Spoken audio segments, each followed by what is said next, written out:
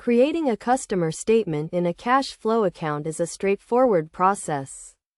It's a useful tool for online businesses, as customers often request payment histories or transaction records. To generate a customer statement, start by navigating to the Sales section, where you'll find a drop-down menu with a Customers option. Selecting this will display a list of all customers in the cash flow account. If the list is extensive, a search bar is available to quickly find a specific customer by name.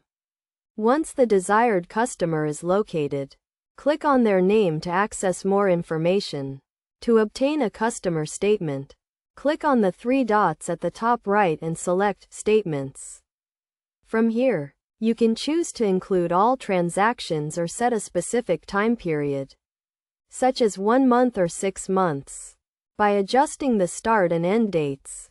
With the statement parameters set, you can download the document, which can then be printed or emailed directly to the customer.